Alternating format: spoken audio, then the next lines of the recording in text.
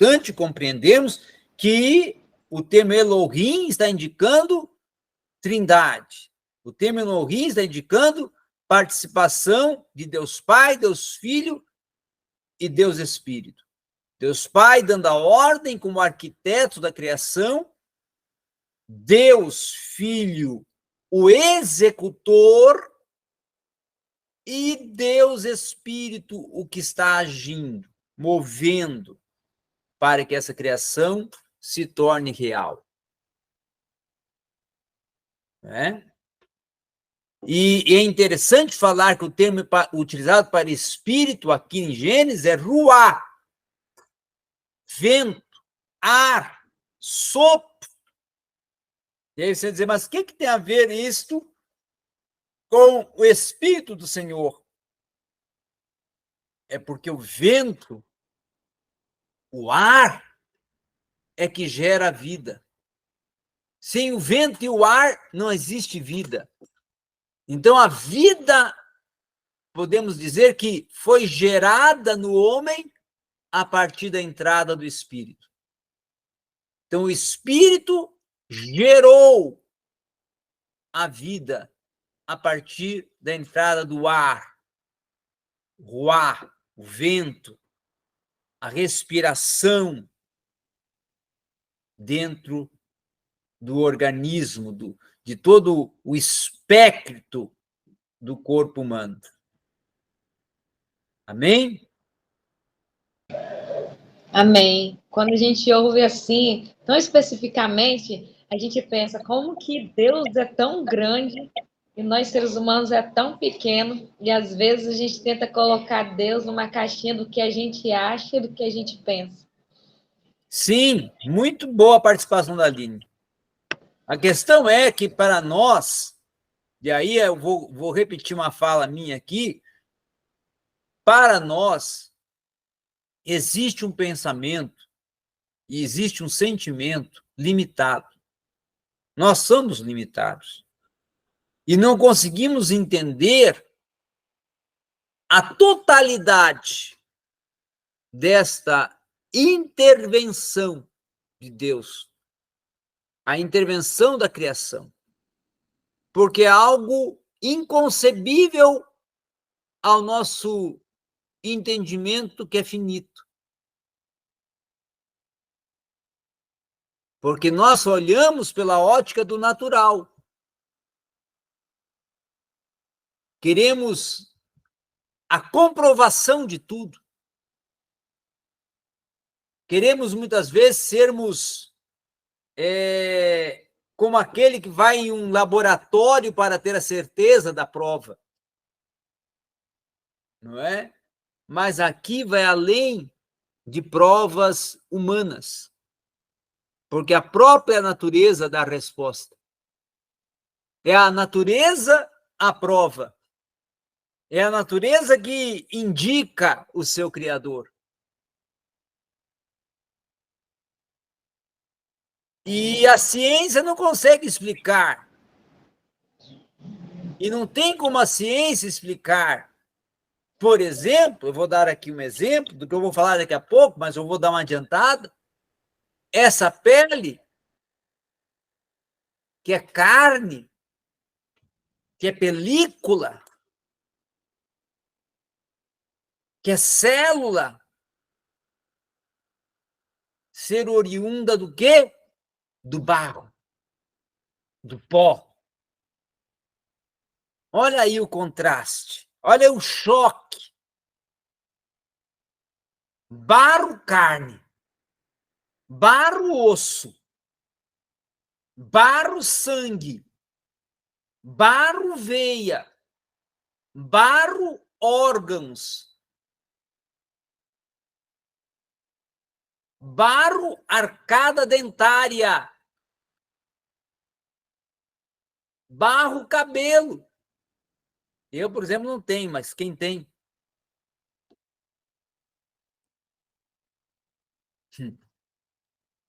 Então, esse que é o grande mistério. Esse que é o grande quê da questão.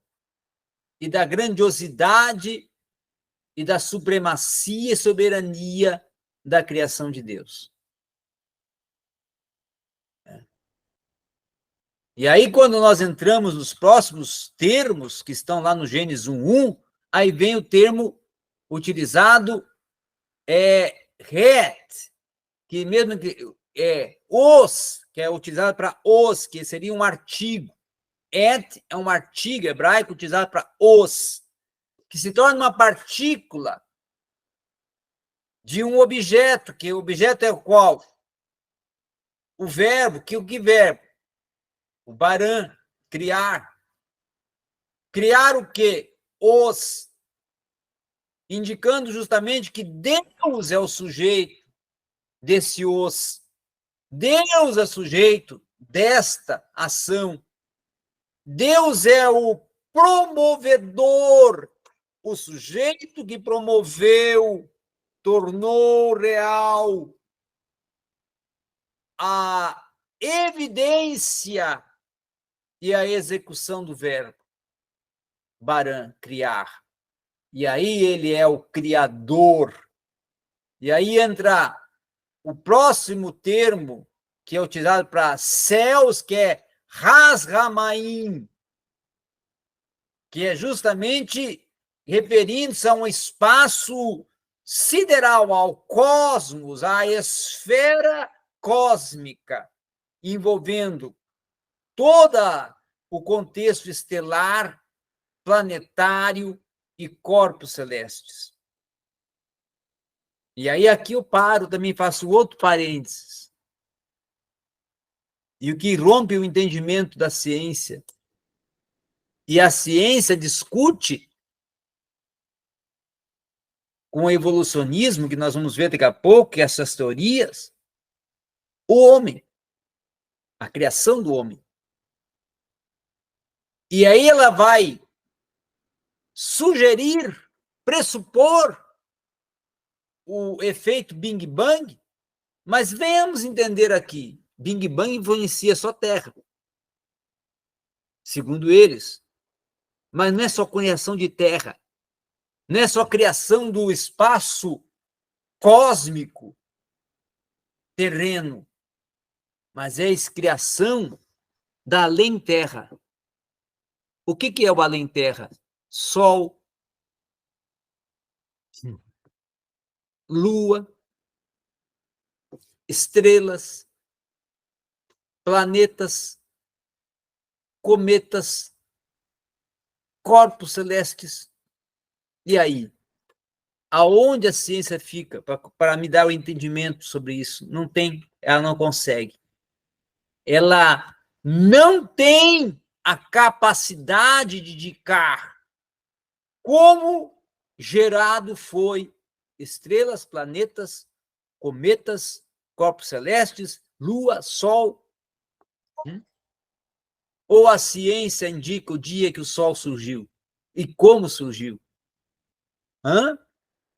A ciência, ela postula, ela se lança, né, na argumentação sobre terra, sobre homem, mas sobre o que ela não se argumenta, ela não se lança sobre lua, sol, sobre estrelas.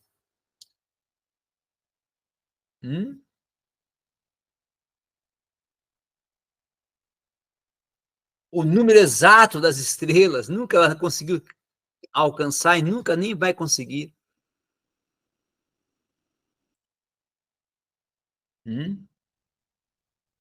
Fica só na esfera da suposição, né?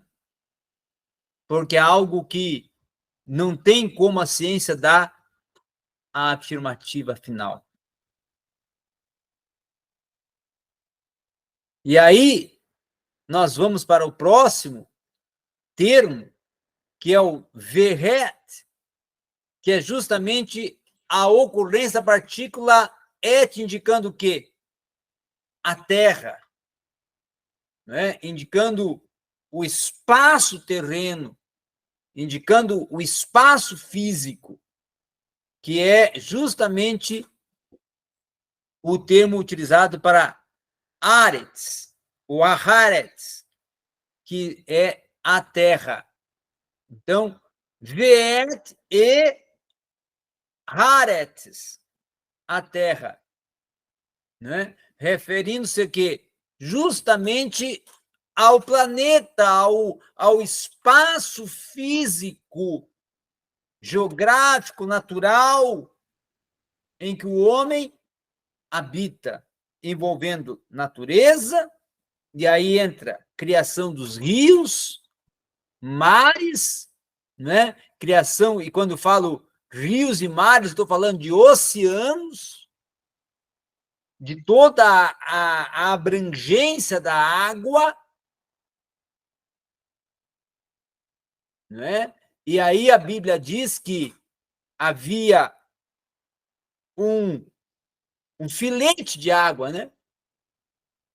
Sobre o caos, sobre o abismo, sobre a face das águas. Então, um filete, um espaço de águas, a face das águas, um resplandecer das águas. E o Espírito se movia, e aí gera o quê? Oceano, e não é um oceano, oceanos, que aí nesse oceano entra mares, rios, arquipélagos, aí entra ilhas, aí entra animais marinhos, que é uma inumerabilidade de animais marinhos, distintos de cada oceano, com a sua particularidade, animais que possui. E depois, natureza, aí a natureza é algo além do entendimento humano, a dimensão de plantas, frutos, arbustos, de criações oriundas da terra, como não só frutos, árvores, mas plantações no aspecto geral, total. E aí, depois, a fauna, as espécies que compõem a fauna. E tudo isso está envolvido em criação. Tudo isto está envolvido em natureza.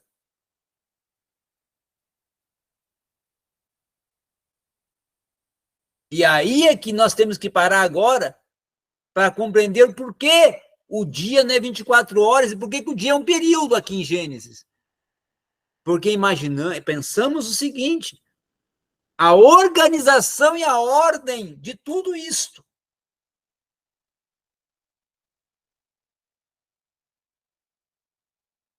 Num dia criou-se o mar, mas nem criou só o mar, também criou o quê?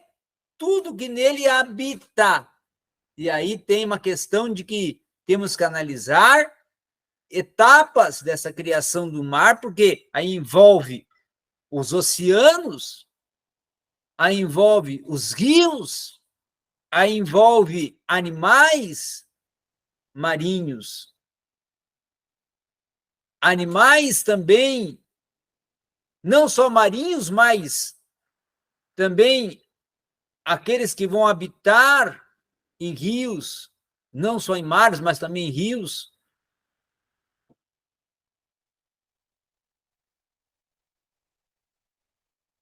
Não é? E aqueles que vão ser terrenos e também vão ser anfíbios. E vão vão transitar entre mar e terra e mar. Como o caso do jacaré, como o caso da tartaruga, e de outros e outros animais que eu poderia passar aqui uma noite inteira e não passaria toda a informação de todos. Não é? E ainda tem a grande incógnita dos animais que são mamíferos dentro da água, como o caso baleia.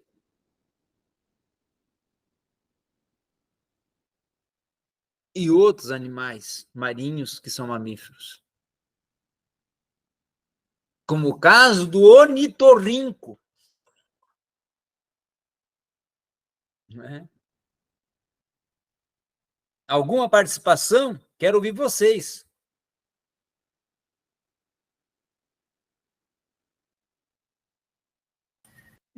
Pastor Valdeci. Por enquanto não, pastor. Por enquanto não, mas assim, tem algumas observações que depois a gente, por certo, vai fazer assim, para tentar auxiliar aí de alguma forma. Amém. E aí, o próximo passo, a criação do homem. E agora é o grande momento que nós precisamos parar e observar por etapas também. Deus cria o espaço físico, cria a natureza, cria o ambiente, e agora vai criar aquele que vai dominar o ambiente. Vai criar aquele que vai governar o ambiente. E aí é que entra o grande quê? Imagem e semelhança.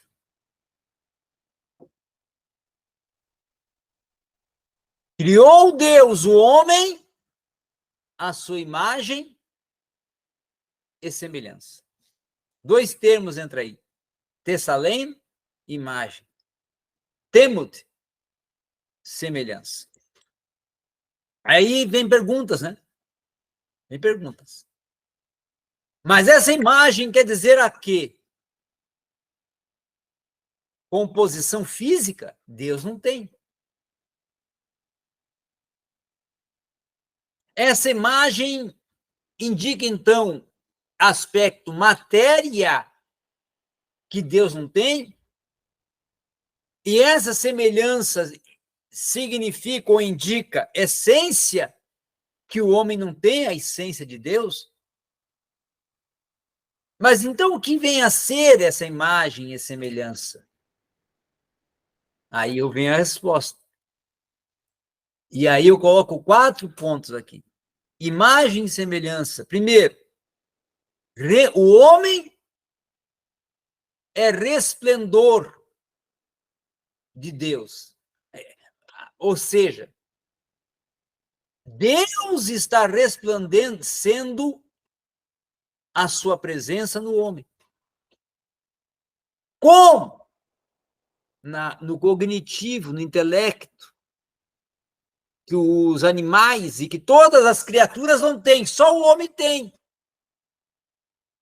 Porque é só o homem que tem a capacidade intelectiva, de inteligência, de conhecimento.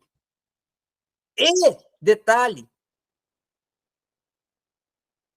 esse cérebro colocado no homem, aonde tem a vida, o conhecimento, o entendimento, é limitado. É só uma partícula desse cérebro que Deus permite que o homem a utilize para nela estar o conhecer. Nela estar o saber, o descobrir, o compreender, o entender. E é aí que torna-se o homem semelhante. Porque assim como Deus cria, pensa, entende, compreende, vê, comunica, o homem também tem essa capacidade. Então, a imagem e semelhança tem algo muito maior ainda por trás disso tudo, uma proposta divina por trás disso tudo, que seria o quê? Vamos ver se vocês vão compreender. Quem completa? Relacionamento. Porque sem inteligência, sem intelecto, o homem conseguiria se relacionar com Deus?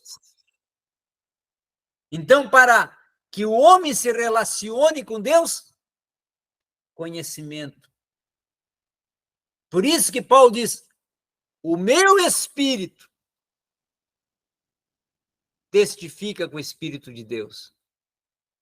Relacionamento, identificação, identidade, proximidade, comunicação. Tudo está envolvendo imagem e semelhança. E aí, quando chega-se a nova aliança e o verbo se faz carne, o verbo se torna carne em toda a sua extensão e naturalidade e cientificidade carne, porque Cristo era carne em todos os aspectos. Então, o Deus tornou-se carne em toda a abrangência e naturalidade da carne, do ser, do homem, com toda as particularidades e peculiaridades científicas naturais do homem. Deus, quando tornou-se homem, também possuía.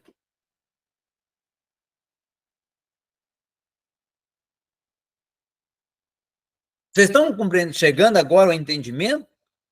Mas o grande quê dessa criação humana, e que para a ciência é incompreensível e inconcebível, pastor Baldessi, e todos que estão aqui presentes, é porque como a Bíblia falar, postular, defender criação humana a partir do barro, do pó, sim. Cadê o pó aqui dentro? E aí vem o grande mistério que fala Salomão, né? Do pó fosse formado,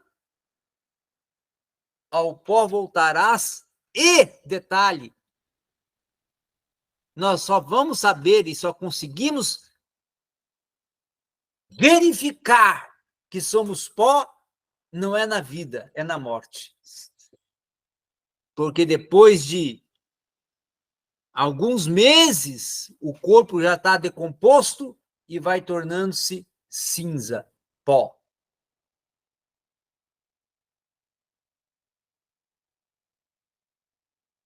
Esse é o grande mistério da criação de homem, do ser humano e de todo o contexto criativo. Esse é o grande mistério, o homem. E aí vamos agora para a mulher, né?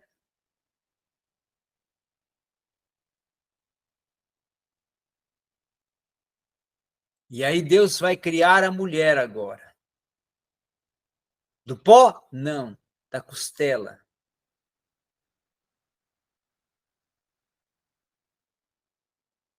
E aí alguém pode perguntar, mas por que da costela?